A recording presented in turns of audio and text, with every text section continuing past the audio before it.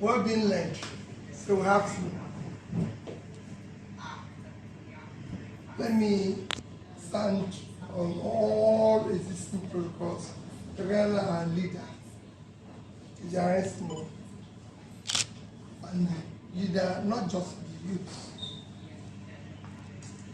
but of a nice part of Nigeria. I thank you most sincerely for this audience. It was only yesterday when I came to our final rally that I stayed. There's one or two or three people I want to see around Lagos. And I did mention to Shola. Shola said to me, we wrote them one after the other. I said, our rally is on Saturday. If I go to see anybody on Saturday, it will not be good. Let me do so Monday, because Sunday the person might have activities, church, anything, even if he's not going to church, as the Sundays are not the best. The reason why I'm doing this, one is to pay my respect and my loyalty. It's very important and critical. Just strictly that. And also be able to tell you a bit of what we're doing. What Dati and I have embarked in Nigeria is something this country is well known to you. The problems of this country is well known to you. In the past 20 years, call it 10 years, all Nigeria has done as a country is to produce insecurity, poverty, unemployment, adult school children, all forms of suffering on our people or the other, which as a leader you experience because those around you have been affected. Today, Nigeria have more people living in poverty than the two biggest countries combined. China is 120 billion people. India, 104 billion people. China. And India is 1.4 billion people. Both of them combined is 2.8 billion. Nigeria is 200 million. But we have more people living in poverty than two of them combined. And the crisis will face of the nation. Our unemployment is the highest youth unemployment. Today, in 20, just to give you what we had in poverty, then we go back there. In 2012, people who are absolutely poor in Nigeria is 55 million. Today they're 95. Multiple dimensional poverty was about 80-something million. Today it's 1.3 million. Our unemployment in 2012 was 14.4%. Today it's about 35%. Our youth unemployment is over 60%. So we have so many millions of our youths in their productive age doing nothing. There's a very dangerous, because when they get old, that engine goes fall back up. It becomes a total anarchy. Because this is the time to have energy, to be productive, not to have passion. They're not doing anything.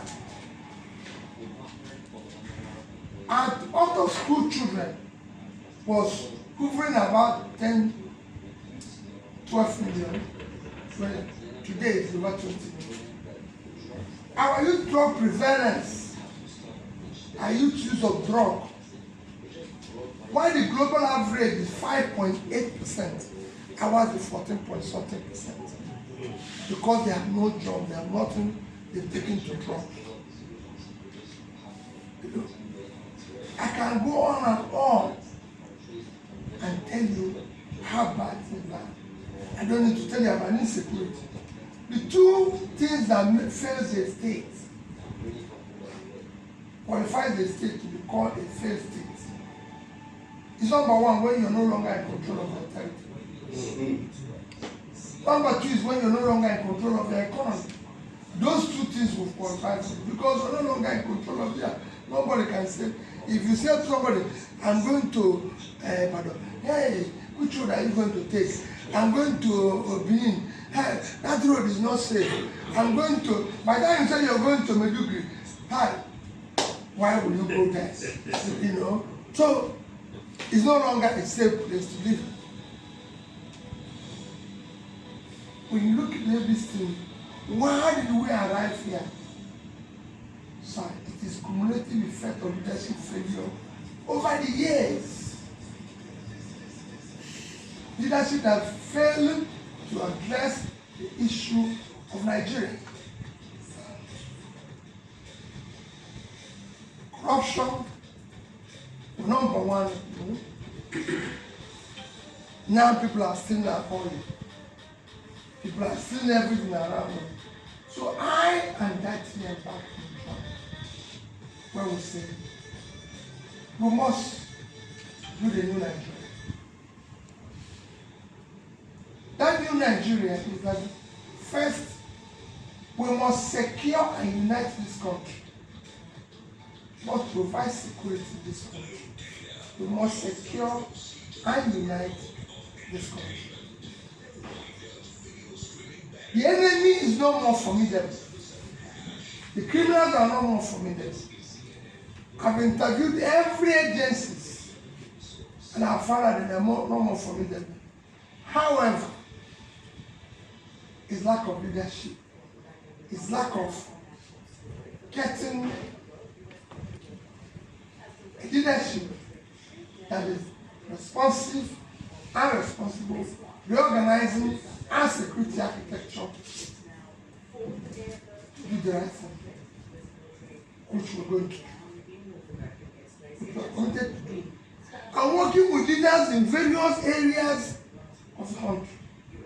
We want to unite the country.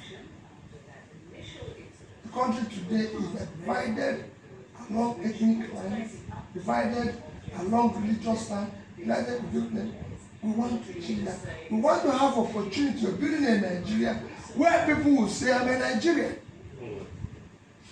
Not that I'm from Southwest, I'm from Northeast, I'm from Southeast, I'm from this. How are you going to do it? By ensuring that you restructure the country. Where there will be justice, where there will be fairness, where there will be inclusiveness. So people know every section of Nigeria and what they call factor endowments that can make the place grow. We want a country that is ruled by rule of law, where there will be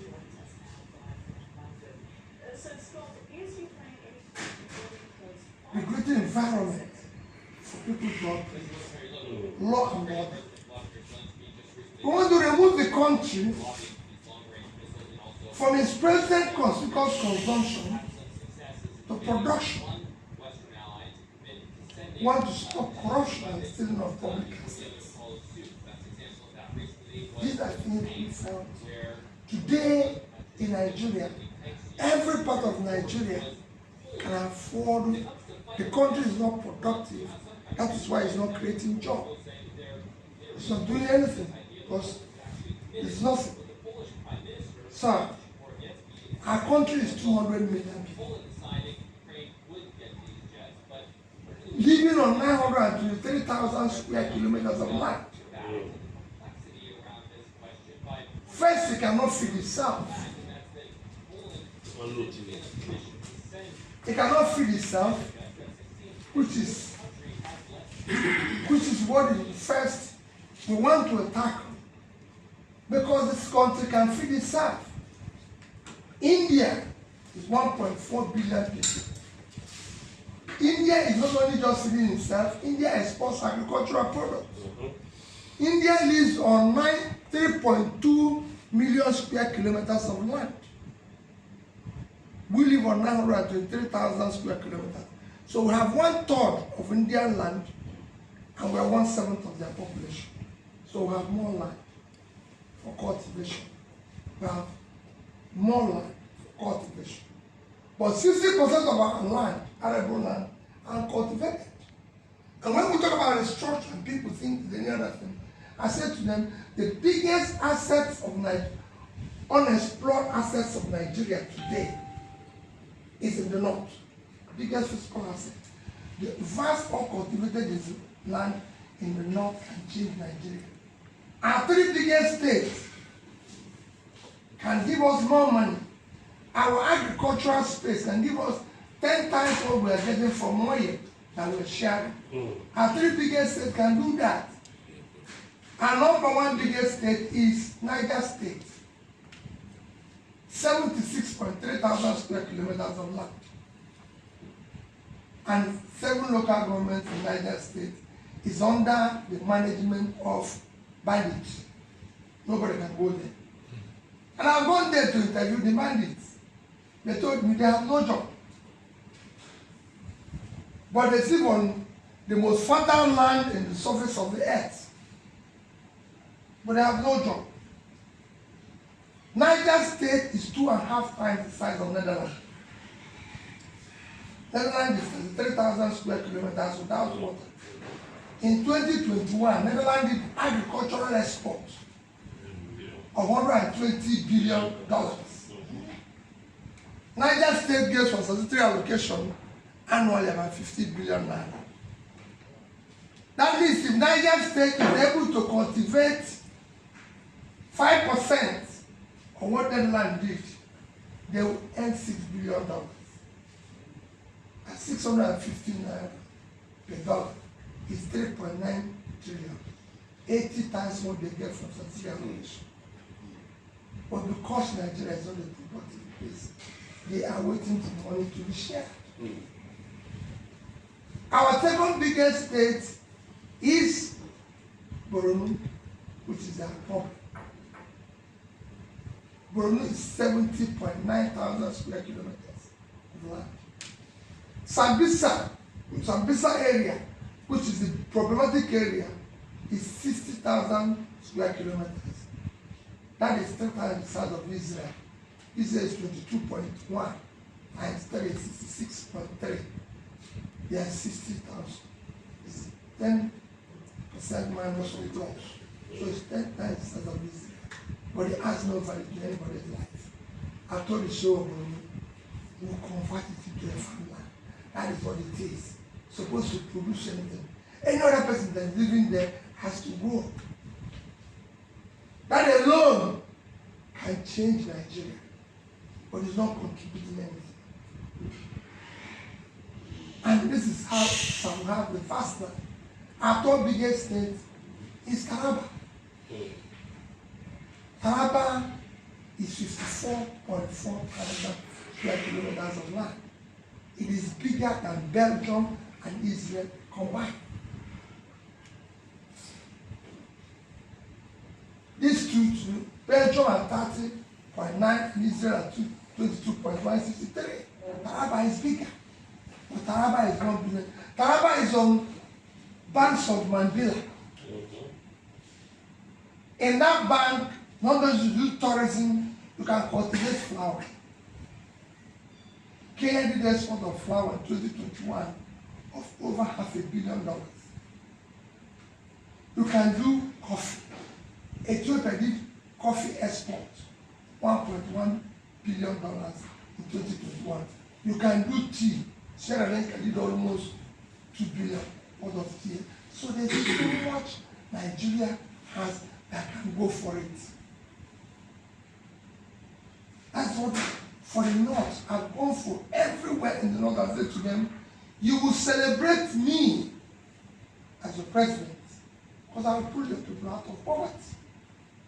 We have 20 million out of school children. Most of them are domiciled in the South, in the North. And they say they're out of school children. But I've interviewed them. They've all learned Quran, which means they're intelligent. So I want to meet them at the point of learning Quran and teach them skills. They are the people all over the world. If you go everywhere in the world, you see people from Indonesia, which is the most populated Muslim country. You go see people from Afghanistan, everything. They are the ones who are driving taxis, house help, everything in Dubai and everything. And repatriating money to their people. We can export them. We will double our foreign remittances just by educating this people. And I'm going to see everybody. In the south here, it's the same thing. Ondo can feed itself. Have shoreline, have all the minerals, have all the oil, have farmland where you can do what you want to do there. Lagos remains what it is today. Lagos have no improvement for years. Lagos will have been the transshipment of the world. Nigeria is today, even to fly out, we'll go to Ethiopia. Ethiopia is on the edge. Nigeria is at the center. Yes. We can't go to an edge transit. We're at the center of Africa. Nigeria should have been the transition hub if we have governance. The way it is in Dubai, that's the way it is. Nigeria would have been the transition hub. Make this the financial center. It is a simple thing. We have today, we have issue with our foreign exchange because we are not exporting anything.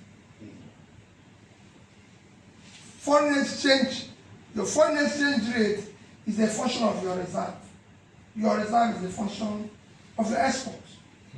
We're not doing anything. For a country this size, 200 million people are living on 923,000 square kilometers of land. Our total export 2021 was 18.9 trillion naira. At 650 per dollar is about under 30, just about 30 billion. So are you quoting central bank rate or the normal outside rate? No, 650. 650 because I combine the two of them. What I do is I combine central bank, combine what I can buy it, because that's the official rate. Okay. The official rate is what is available outside. Okay. Because central bank rate, only people like you can get it, I can't get it. What people like me can buy it. So I combine the two of them and find an average to know, because the other one is not available to be ordinary. So for me, it's the average. So if you use this, it's about 30 billion dollars for a country of this size. Compared to your comparable states in the same year, I always use Vietnam. Vietnam is a country I know where they were a few years ago. Vietnam is 100 million people. So it's half of Nigerian population. Living on 331,000 square kilometers. So they live on a 1/3 of our land and half of our population. Their export is over $350 billion. We couldn't do 10% of what they did in the same year, including oil. They didn't export natural materials. They produced and exported manufactured goods. Vietnam did more in footwear, which you can call not the food. They didn't, food is not included. It's just the wear. They did more than that we did in oil.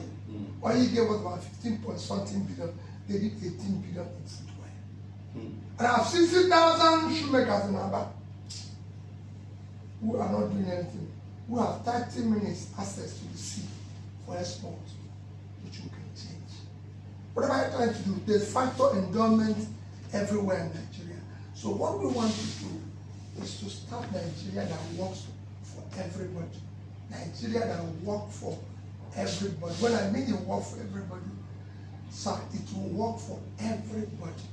And people will be proud to say, we are Nigerians. How we're going to do it is to start what I'm trying to explain to you today. Secure, unite Nigeria, make it productive, stop people from stealing public money. public money must be used for public good. If you have opportunity of serving, please serve the people and go home. This year's election, in 2 weeks' time, is to ensure that this election is not by tribe. No tribe is safe in Nigeria. No ethnic group is safe in Nigeria. It is bad for Yorubas. There's poverty in Yoruba land. It is bad for the Igbos. There's poverty in Igbo land. It is bad for the Hausas, for the Fulani, everywhere. No tribe is secure. The North, where the president and everybody is no more secure than here. So we don't want this election to be. We want it to be election for Nigeria. We don't want an election by religion. We've had that nonsense in the past. No religion buys bread cheaper. I've asked Muslims, if you see where you sell bread cheaper, show me, because then Christians will come and buy the bread and go back and continue their church. Or Christians, show me where you do bread cheaper. I had a friend who was a pastor in Kano. He told me he started free food. He was shocked that on Sundays, Muslims come during the time they sell food to fold them and eat the food. And they go back and continue their religion. But then he start food, he noticed that when he's doing church, he has about 200 or 300 people. One church ate to good food, they have over 1,000. Because everybody will come to eat the food. Because that's what it shows, that no tribe buys bread cheaper. Everybody is hungry. And there's no religion, doesn't have hunger, there's nothing. Cannot. Nobody has ever lived by saying, I believe in God, I won't eat today, you die. God has no religion. It's the song. So you must. So we don't want it to be anybody's turn. It is turn of our children, it is turn of the youth, the women, to take back the country. No more what. This election is going to be by character we can trust. And that character begins by identifying yourself. My vice presidential candidate, Dati Baba Ahmed, is an alumnus of University of Maiduguri. Whether it was one day that he spent there or 2 days, he's an alumnus of the University of Maiduguri. He's an alumnus of the University of Westminster, where he did his PhD in economics. He's an entrepreneur. He has 2 functional universities. Everybody knows who he is. And he's alive. So is our party chairman, national chairman, who would have come with me this morning and asked me, Julius Abure, is it? My name is Mr. Peter Obi. Everybody knows I'm an alumnus of the University of Nigeria, Suka, Lagos Business School, Said Business School, Oxford University, George Business School, Cambridge University, IMD in Switzerland, Kellogg Graduate School. I can go on and tell you, they're documented. If you go to Oxford now and say, Peter, they will show you my alumni number. If you press it and say, University, Cambridge, they will show it to you. It's clear. I've worked, I'm a businessman. I built a business overseas, I built a business here, a successful business. I was a trader who grew my business. Left it, went into the corporate world. I've chaired corporations, banks, ever in Nigeria. I've been the youngest chairman ever of a bank. I've been the only person when Federal Bank said nobody should be a director in more than one bank. I was sitting on 3 bank boards because the bank wanted me. I've chaired Security and Exchange Commission. So everybody knows who I am in the corporate world. I've been a governor for 8 years. And I've challenged everybody, go to where I governed for 8 years. If they say any of their money is missing, come and hold me responsible.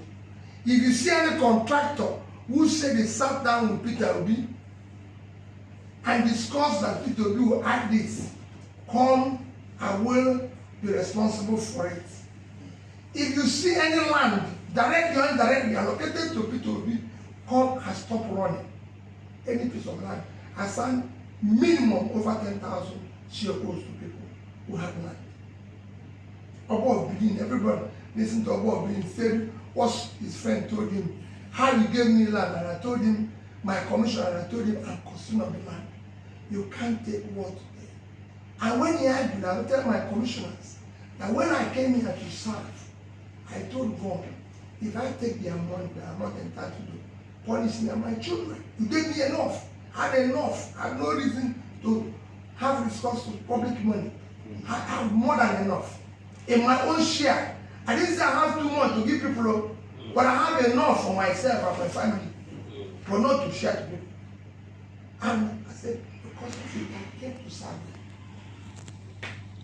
I spent 8 years, became #1 in Millennium Development Goals, which is only measure of development. I was #1 in education. It's by UNDP, not by Nigeria. I was #1 in education from 26. When I started, I was 26. Oyo was 25. Why performance? Why can Neko? The next year, Oyo was 26. I was 25. I was 26. By the time I left, I was #1 for 3 years. It's a record there. I won the Bill Prize 3 years on health.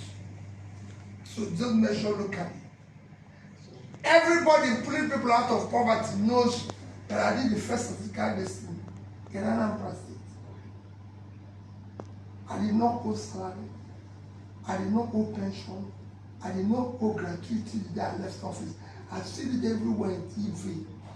I said, if anybody can come and say it was owed this. What was being owed before I came, 33 billion naira. I paid it off. The day I left office, I did not owe one contractor who have performed. And I said, if any contractor comes out and says, the day I left office was being owed, I stopped running. I did not owe one supplier, because I insisted as governor. Anybody could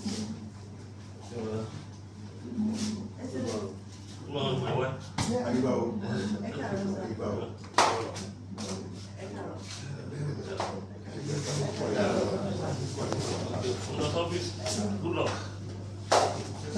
Anybody who said being old while I was in office, he will come and leave office. I'll stop running. I didn't know owe anybody.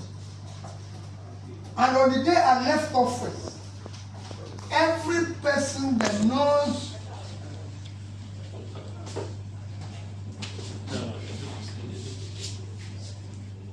on the day I left office, One of your men. yeah,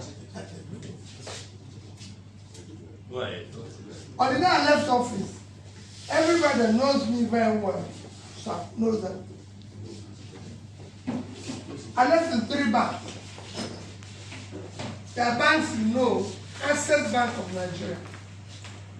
I left there for Anambra State, $50 million, 10 billion.